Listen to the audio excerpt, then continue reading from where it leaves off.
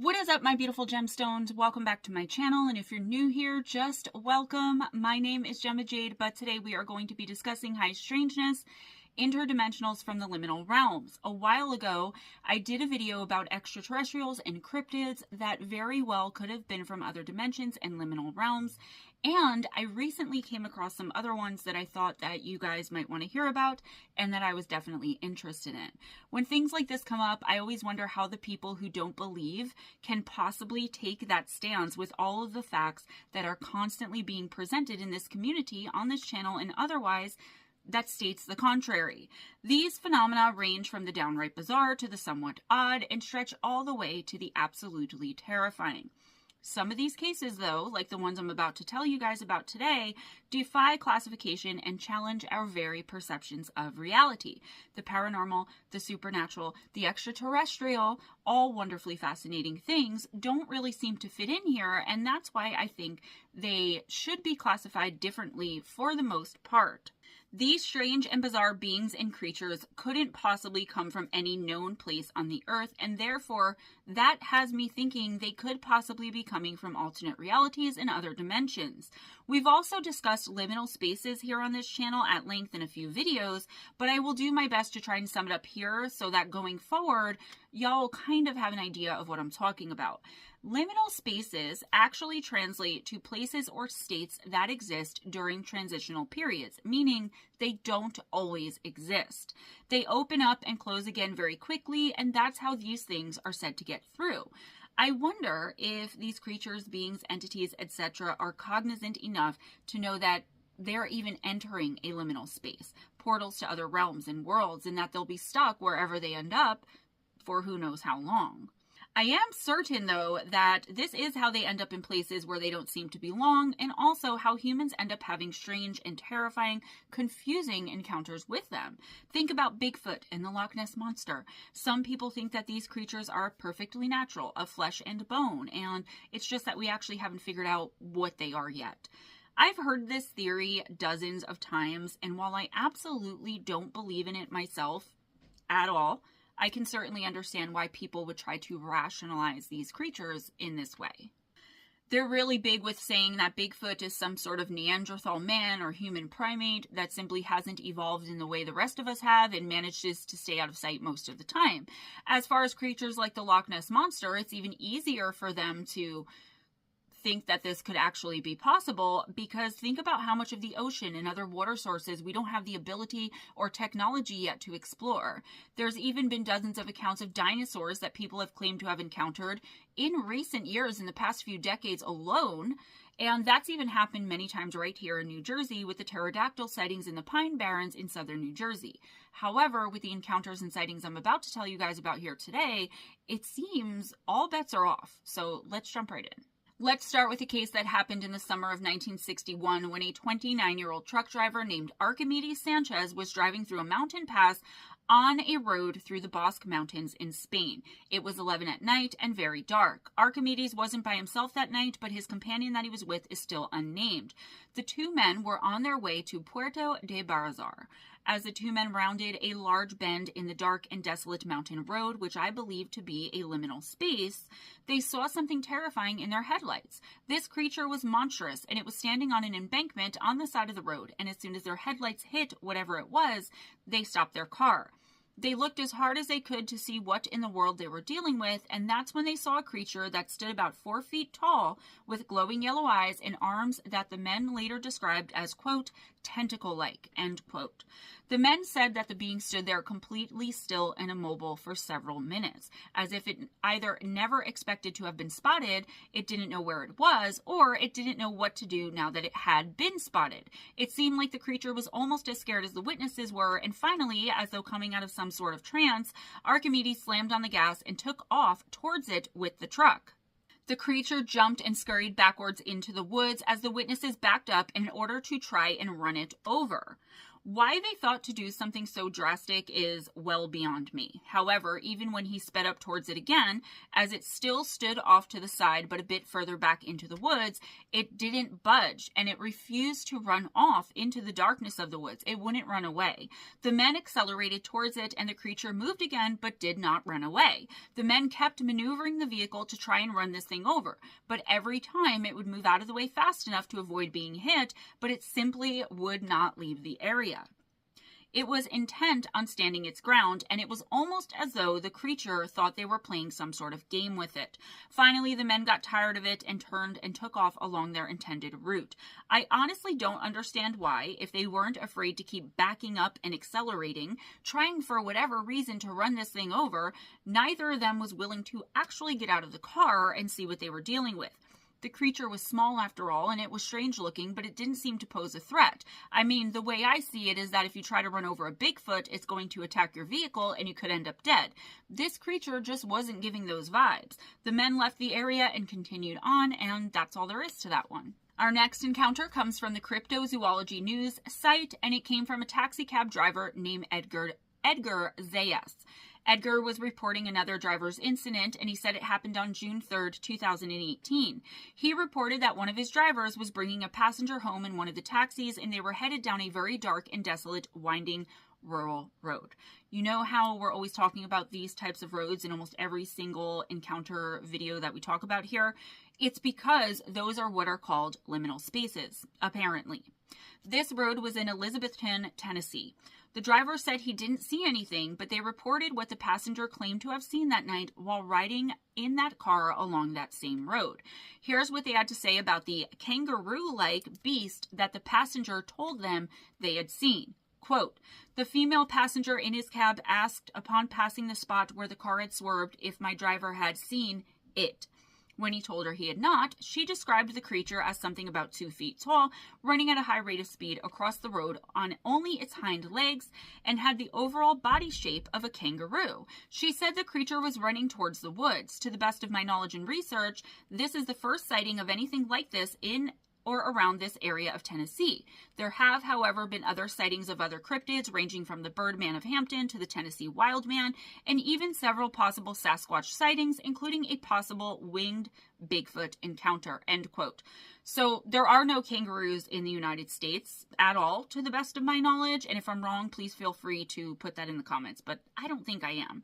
Either way, nothing like this has ever been reported in this area before, and even when I looked for other sightings throughout the entire United States, I couldn't find any other sightings either.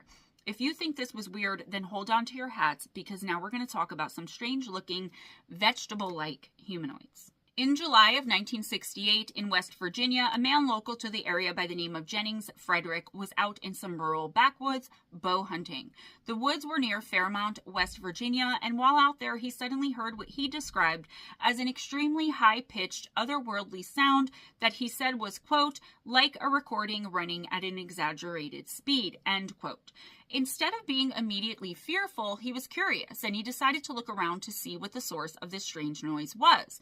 Finally, he saw something there in some brush between the road and the forest beyond it, which is another liminal space. There stood a creature that was 7 feet tall and looked somewhat humanoid. It was emaciated and looked almost skeletal, with long ears and arms that were incredibly long and thin, described as, quote, stalk-like, end quote, by the witness. The arms ended in fingers that were just as skeletal looking and about 7 inches long each one. The creature was green and plant-like in nature, and the witness said it looked like it was part animal and part plant. The whole time he stood and watched it, he said the creature spoke in some sort of alien gibberish, of which he could make out some human words that were described as, quote, like glimpses of meaning from white noise, end quote. I kind of understood exactly what Jennings was saying by the fact that it sounded like gibberish and white noise, only it didn't, and he understood completely, but kind of. It happens a lot in these sorts of encounters, and I bet had Jennings not been alone then, he still would have been the only one who had heard what this creature said, but that's just me speculating. Jennings didn't know what to do, and he stood there with his mouth hanging open in shock and not knowing What does he do next? What is he dealing with? Is he asleep or awake? All of these crazy random thoughts going through his head. Before he could even have a second to think about it, the creature lashed out one of its stalk-like arms and whipped it towards the witness at a blinding speed. In the blink of an eye, he was wrapped in the iron grip of the creature. The thing had something like needles or thorns on its fingers, and those pierced his skin and drew blood, but Jennings said it didn't hurt at all, and instead he felt his gaze drawn up into the creature's eyes. The creature's eyes, by the way, switched from red to yellow very rapidly and had a calming and almost hypnotizing effect on him. His senses were dulled and he was extremely calm and relaxed as the being took his blood from his arm. This lasted for about 2 minutes, and then, just as suddenly as it had grabbed him in the first place, the creature let go and took off up an embankment with 25-foot-long bounds at an inhumanly rapid speed. While the creature was running off, Jennings said he heard a loud and deep, penetrating thrumming noise all around him. He later speculated that it was the creature's spaceship. Jennings didn't tell anyone what he saw because he knew he would be ridiculed, until 1976, when he finally told paranormal researcher Gray Barker, and then Gray put it in his newsletter. The story garnered a little attention, but once it was put into Brad Steger's 1978 book called Alien Meetings, which, by the way, I hope they have on Audible because I love these kinds of stories, and these encounter videos are some of my favorite to do, aside from listener encounters. I really would like to listen to it. I guess they make me feel less crazy about the many things that I've seen and been through in my 41 years on this earth this time around. I don't think that this thing was a cryptid, but I definitely think it could have been some sort of extraterrestrial. However, it's also very possible, in my opinion, that this creature came from another dimension beyond the veil. Whatever this thing was, it's come to be known as, quote, the vegetable man of West Virginia, end quote, and it's one of the craziest and most bizarre encounters I've ever come across. It's also known as one of the most bizarre encounters ever reported. Somewhat similarly is what happened to Bill Wolfe and his family near Waverly, Kentucky. They were driving along on a desolate and dark road that wandered straight through a giant cornfield, which would be another liminal space. And I think I want to talk more about liminal spaces specifically as soon as I possibly can, so stay tuned for that and let me know in the comments if you guys would be interested in me doing so. So, to me, this sounds creepy enough already, just riding through a giant cornfield in the middle of nowhere in the dark. Yeah, miss me on that one, guys. Just miss me. Anyway, the family were coming up on a low hill, which could also be considered a liminal space in that image. So a small hill or a low hill isn't always a liminal space, but in this particular scenario, it definitely would be. They said they saw something either crawling or slithering across the road right in front of their vehicle. It was around 7 feet tall and humanoid shaped, and it was extremely long and extremely thin. Everyone in the family who saw it agreed that it looked like, quote, an anthropomorphic stalk of corn, end quote. It was even covered in tufts and that stuff that's on the corn that looks like very thin strands of hair.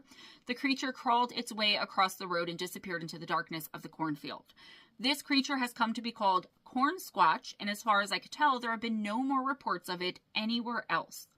I just want to say that I believe that the reason these creatures are normally only seen once is because there are so many liminal spaces that they can come and go very quickly and possibly have no control over where they end up when they do go through these veils, portals, and liminal spaces. I found our next encounter in the October 8th, 2017 edition of Strange Magazine, and it happened all the way back in 1948 at a shipbuilding port city in Bremerton, Washington.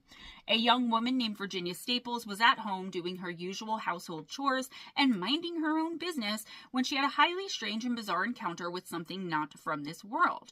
Virginia was carrying a load of laundry down to her basement in the ramshackle apartment building she lived in at the time. She had done this so many times before that she was on autopilot and really not even thinking about it. You guys know how that feels, right? When it's such a mindless thing that you're doing and you're so used to it that you don't even have to think about it that much or at all. So this dim and creepy basement, which by the way, and of course, is another liminal space, was described as gigantic and spacious, and the floor was constantly covered in a thin layer of water that was leaking from somewhere in the walls. And it said, or at least was said at the time, that the water came from passageways that possibly led to the sea, which was nearby. Virginia said the basement was creepy and foreboding to begin with, and the atmosphere gave her the creeps every time she entered into it. However, she was used to the dark and dank space, and she just tried not to think about how creeped out she was. On the day in question, though, she couldn't as easily shake off these feelings like she normally did, and she felt a sense of dread and unease that gave her chills up and down her spine. She felt as though she were being watched from something in the shadows, or perhaps by one of the shadows themselves. She tried her best to chalk the feeling up to just being her nerves, but it would not go away. And in fact, it got stronger and stronger the more she just stood there trying to shake it all off. Finally, she felt a sense of absolute terror overtake her, and she said about what happened next, quote, "It was such a creepy feeling. I finally turned around and looked toward the back of the basement, and I froze. I was so scared. I can still feel it. I couldn't move. In one of the huge holes in the basement, there stood this thing. It was horrible. I stand 5 feet tall, and this creature was at least as tall as I was. It had a bright orange-colored body and little spidery thin legs and antenna on its head that kept moving back and in and out. That thing started towards me. I backed out of the basement and got up to my apartment, packed all my things, and moved right then. I was so scared. I moved over to Seattle to my cousins. Really, no one would believe this, but as God is my witness, it did happen to me." End quote. Oh, Virginia, I believe it, honey. Virginia later said it looked something like a human shrimp, and for years afterwards, she had reoccurring nightmares and bad dreams about it. Okay, so putting the outlandishness of the description of the creature aside, let's think about this just for a minute. At the time, Bremerton wasn't some town in the middle of nowhere out in the sticks and far away from humanity like most of the encounters, like where most of the encounters happen. When this happened, Bremerton was a bustling and popular naval port city, and around 80,000 people lived there. Even with passageways to the sea allegedly being connected to the building somehow, it still doesn't make much sense unless it passed through a portal in the liminal space that was in that basement. However, I think, personally, that the passageways were there, and that this thing either came from deep down in the ocean where we are unable to explore yet, and somehow traveled there either by accident or possibly even on purpose. It could literally go any way or be anything for any possible reason. That's what's so incredibly frustrating about these types of one-off encounters. No one ever reported seeing anything like this before or since, as far as I could tell, but I do believe it because why would this woman make up a story at a time when you could gain absolutely nothing by doing so? And in fact, especially being a woman, you could end up being labeled hysterical and put into some sort of mental facility. Let's move on. I came across another entity, possibly from an interdimensional realm or liminal space, and this one has been seen all over the United States many, many times. That's really saying something because aside from Bigfoot and maybe a couple of handfuls of others, that almost never happens. We've discussed this in video after video where the sightings are all just one-offs and no one ever sees or even hears of the entity ever again. I can't discuss all of the encounters here, but I'll start with one that happened in northeastern Ohio, and our witness says he was 14 at the time and playing hide and seek outside at his cousin's house. It was dusk, and that's important here because some people describe dusk as a liminal space, but I think it's more properly said to be like a liminal time, right? That's more appropriate. Dusk isn't a thing, it's a time period. So a liminal time, the time when the so-called veil thins a bit and things are more able and likely to get through whatever time and or space rift there is in our own reality. So it was dusk and our witness and his cousin were playing near a creek in some dense woods near the cousin's house. While our witness was looking for his cousin, he suddenly heard some branches and leaves crackling underfoot nearby to him, but when he turned and looked in the direction of the noises, thinking, of course, that he was going to see his cousin trying to sneak up on him or something, instead, he saw something that he would never, ever forget. It was a deer prancing through the bush, but it looked as though it were standing and running on its hind legs. While that's a highly unusual way for a deer to get around, it wasn't nearly as strange as what would happen later on. Our witness said, quote, "It was getting dark and I was the one searching. I heard leaves crumpling and when I turned to look, I saw what looked like a deer on its hind legs. I clearly remember seeing dog legs running and the rest of the body was straight up. And it ran with an incredible speed and I knew it wasn't either of my cousins who were hiding. I ran as fast as I could back to the house and one of my cousins was running in too. He had seen the same thing. It still creeps me out to this day because my uncle always told us how he had seen weird things on the property his whole life, end quote. He wasn't the only one who saw this creature, which is also an anomaly in these sorts of encounters.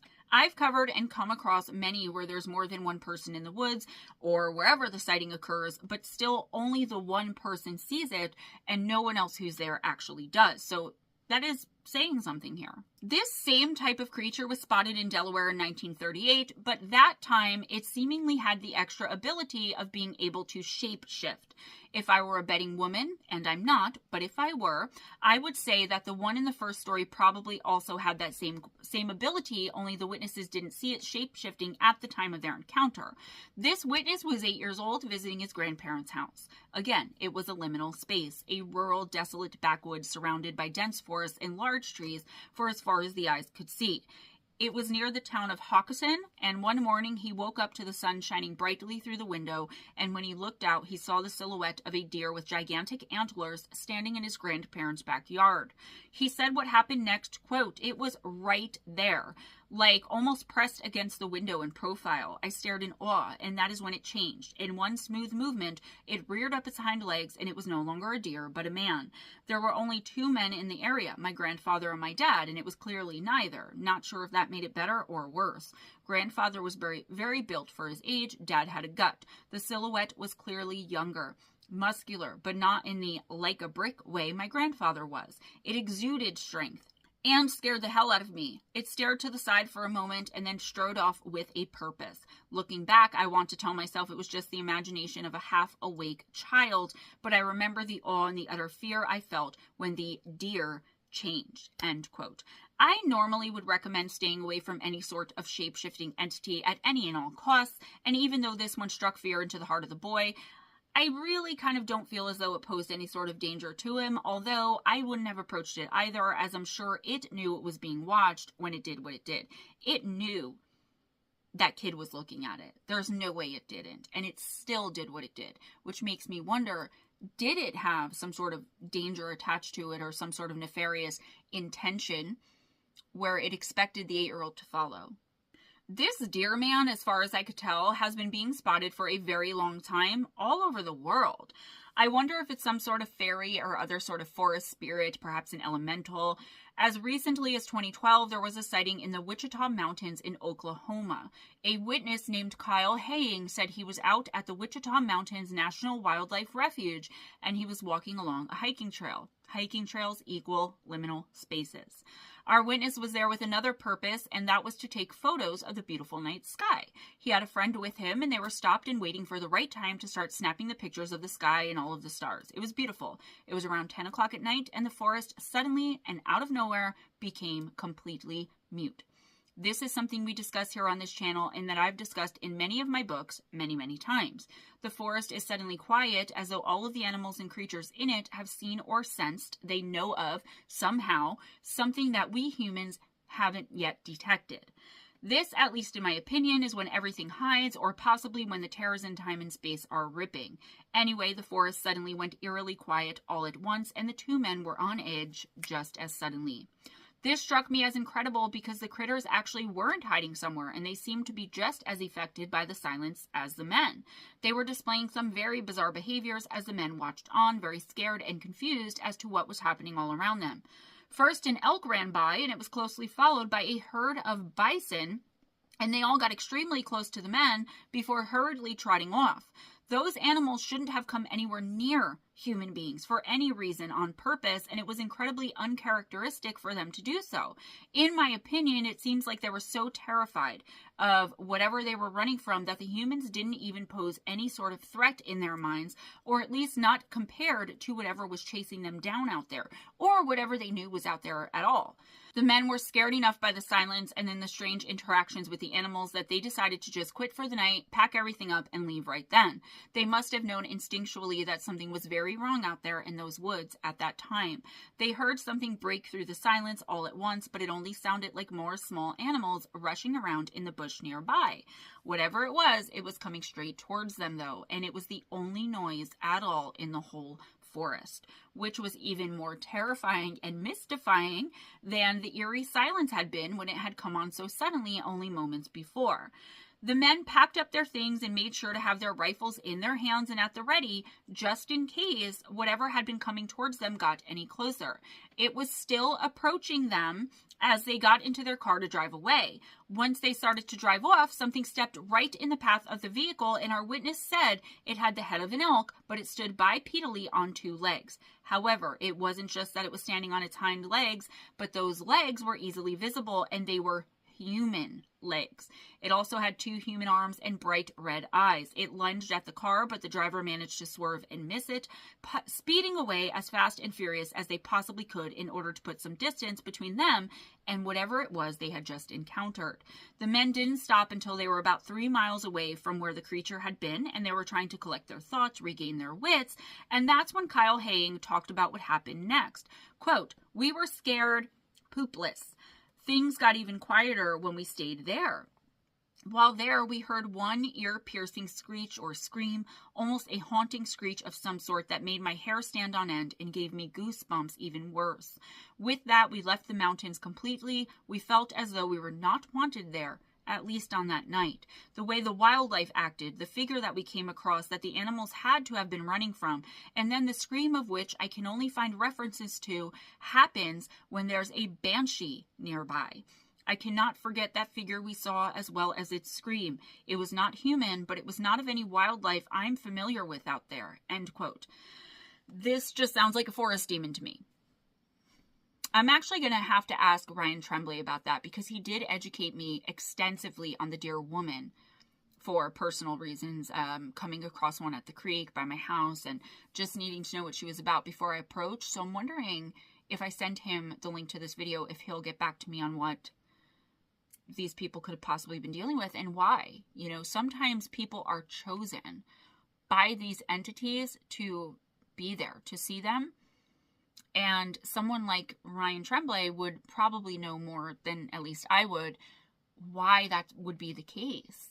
I have enough of these interdimensional high strangeness stories in my research material to do more than one video on this subject. Obviously, this is like the 10th high strangeness video, and that's exactly what I'm going to do in order to make sure that I keep the video short and to the point and not rambling on, as I've recently been accused of doing in the comments.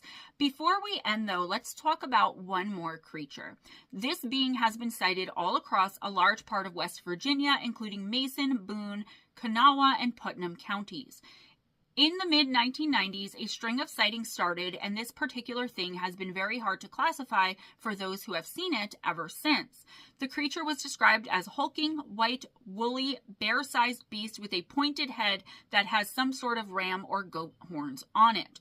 Its face is sometimes described as snouted with long sharp teeth and a hairless tail. The tail was described as the same as what's on the backside of an opossum, only much larger and longer. This creature has been reported as having a terribly foul and rotten stench attached to it and is most often described as a sulfuric smell. It was first called the White Thing, but then others started referring to it as the name that eventually stuck, and that would be sheep squatch. Even though it has almost no resemblance to what we call a Sasquatch at all, besides how large and hairy it's said to have been, the first sightings actually happened in 1994 when a group of women were driving along a treacherous and icy road, another liminal area/space. In West Virginia, known to locals as the TNT area, is where they were driving. The women were cautiously inching along the road, trying not to skid out on any ice or otherwise have any sort of accident. Suddenly, they said a creature jumped out in front of them from the forest that surrounded everything. They all described it in the same way, as being 7 or 8 feet tall and covered in long, shaggy white hair, a pointed snout with 2 ram-like horns on its head. Its legs were the biggest shock of all because they were human and easily seen as the creature ran out in front of their very slow-moving vehicle on those hind human legs. It froze like a deer in the headlights, for lack of a better expression, but only for a moment before running on its human legs as fast as lightning and seemingly too fast for its size back into the woods. It disappeared into the night. This wasn't the only account of this creature, but it was the first, and after this one went public, other encounters with this same creature started pouring in. Most of them also happened in 1994. A former Navy seaman who was out hunting one night also came across this strange deer man creature. So creeks running through the woods and forests of the world are also, as I'm sure you've already guessed, liminal spaces. So this witness saw the creature emerge from the woods and crouch down to drink from the creek. It then stood back up and walked on its human hind legs back into the woods from which it came as the witness looked on. He later stated that it not only had human legs, but also very human-like hands as well. Another encounter that happened around the same time was when a motorist was driving along a desolate road when he saw a very tall and extremely large creature that stood atop a hillside. It was covered in white fur that seemed to be hanging off of it like rags. In 1994, again, there was a very high-profile sighting of the creature in Boone County, and this time it was spotted by 2 kids playing in their backyards. They said a large beast that looked like an all-white bear walking around on its hind legs made its way through some underbrush around the outside peripheral area of the property. The kids started panicking and screaming at the top of their lungs, and this seemingly startled the creature and sent it running inhumanly fast right back into the woods. It left a bunch of snapped saplings and broken tree branches in its path, but that was the only proof of it that it had ever been there, aside from the testimony of the 2 young children who had seen it. I could see if only one of the kids said they saw something, but both of these boys claimed to have seen the same creature, and they were both terrified when they later told their families what they had seen. I do believe them, although I would probably believe one kid as well. This so-called sheep squatch has been fairly unthreatening up to this point, but I did find a few encounters where it could be saying otherwise, that maybe it does pose a specific terrifying threat. In 1995, a couple was driving along the same type of road you're probably all imagining in your heads right now, the kind we always talk about when we are discussing people who have had encounters with creatures just like this one. This time, it was spotted at a roadside ditch, another liminal space, and they initially saw what they thought was a giant white bear walking around, coming up a small hill, and walking into the forest from the ditch and back into the woods surrounding them. They slowed down to see what it was, and it stopped and turned towards them, facing directly the side of their car, and then it stood up. They saw it wasn't like any bear they had ever seen. It had horns on its head, and try to stay with me here because I'm about to tell you the strangest part of all. They said it had 4 eyes. It was a massive beast and looked very angry and agitated just at being spotted as it rushed towards their vehicle. It pounced on the car, smashing and banging on and into the side of it with great supernatural force. The terrified couple sped off as fast as they possibly could and didn't stop anywhere until they got home. The couple said that when they got out of their car, they checked out the damage done to it by the creature and saw deep gashes and slashes down the sides that looked as though they had come from some very large and unusual claws. In 1999, there was another aggressive and terrifying encounter had by some campers, and at first they thought that the strange noises they had been hearing was just an agitated bear grunting somewhere nearby. It also sounded like it was huffing and moving all around the area, and their first instinct was simply to be nervous that such a large, predatory creature was so close to where they had chosen to camp. I just want to say here that campsites, depending on where they are, can become their own temporary liminal spaces. It depends on many things, mainly the area, the energy of it, and also the energy of the people who made the camp.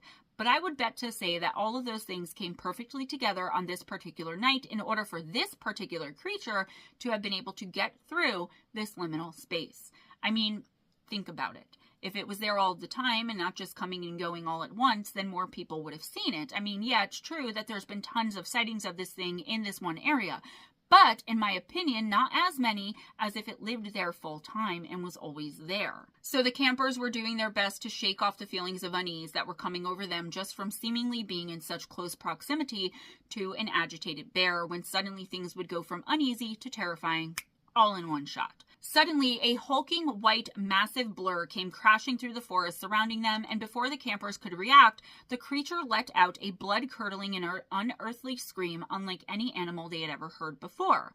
It was something out of this world, though I doubt in that moment they knew just how supernatural this encounter actually was. They took off running away from the camp as fast as they possibly could, and then suddenly everything in the forest became silent. They stopped to catch their breath and to see where the creature had gone and what what it was doing, and they saw it standing in the middle of their campsite and glaring at them with glowing red, angry eyes. They didn't go back to the camp until the following morning when the sun was brightly shining, and they did so only to collect their things. They saw that the entire campsite had been wrecked and their tents were slashed into bits and pieces. Everything else had been thrown all around. They packed up what they could salvage, got out of there, and never returned. Sheep Squatch attacked again in 2013 in this same area, and I saw this encounter on Monsters and Mysteries in America. 2 hunters on the show said that they had seen a giant hairy white beast that stood well over 9 feet tall, glaring at them through some trees while out one day hunting in the woods. It let out what they said was, quote, an ungodly, gut-curling growl, end quote, before running towards them in a very angry and aggressive way. Is it just me, and correct me if I'm wrong, but I feel like these creatures might be a little bit more aggressive towards campers because they feel as though they're trying to take up their space and don't understand it's temporary, like they don't know what vacation is, right? And also, I feel like they could be very aggressive towards hunters because they may know what guns are. Not that they're cognizantly aware of like what an actual gun is, but have maybe been watching and seen guns shoot deer or bears, and they've seen it do harm to creatures in the woods before. That's just my opinion though, just something to think about. I channeled a Bigfoot once on accident in the woods behind my house. When I got lost, I had no idea to get out. It was fully dark. It had started raining. My cell phone was dead. It said that they don't allow themselves to be found out because they know that more often than not, it's hunters that are out to shoot them to prove their existence, and they have to protect their children. I could be way off about that, but I feel like I also could be onto something. Let's talk about one more aggressive encounter with Sheep Squatch before ending for today. The most recent case in the same area that I was able to find happened in 2015, and the witnesses were a group of still unnamed campers, 6 of them, who were camping out at a place called Folks Run. One of the campers saw a strange-looking beast crouching menacingly atop the crest of the hill, and as soon as he noticed the creature, he turned and ran back to his 5 friends to tell them about it. They all went back to the area where the initial camper had seen the being, and all that stood between them and it was a river, but it was a wide river. The campers and the beast stood motionless and staring at one another for what felt like forever, but more than likely was only about a moment or two, and suddenly, without any warning, the creature started to frantically look all around, started running up and down the river, pacing, seemingly as though it were trying to find a way to get around the water. It even seemed to be trying to leap the river in a bound at some points, but stopping before it would make the jump. Eventually, it seemingly got very agitated at not being able to get to the humans and jumped into the river, furiously and feverishly sloshing and splashing towards them. The campers ran away and into the woods a bit, but only far enough so that they would still be able to watch whatever it was and see what it would do next, how close it was getting to them, etc. They hadn't yet been able to clearly see what they were dealing with and thought for sure that there would be some sort of natural explanation for whatever the creature was that they were seeing. They said that when it emerged from the water, it looked like a soaking wet, extremely large white dog. Something else in the forest let out some sort of strange and unearthly shriek as the soaking wet beast looked around for the campers, and whatever the sound was, it seemingly scared whatever this thing was. It actually whimpered, turned, and slowly started slinking back into the woods, having taken a much more passive and seemingly fearful stance. This backs up my previous theory that these things may not have any control over or know where they're going to end up when they leave wherever they're originally from. And I don't think they have any control over coming or going either. It's almost like they're accidentally portal jumping or something. What was that strange shriek that pierced through the forest, and what kind of animal made that sound? If it was unearthly and inhuman, then maybe it was another sort of creature, either another sheep squatch or something altogether different.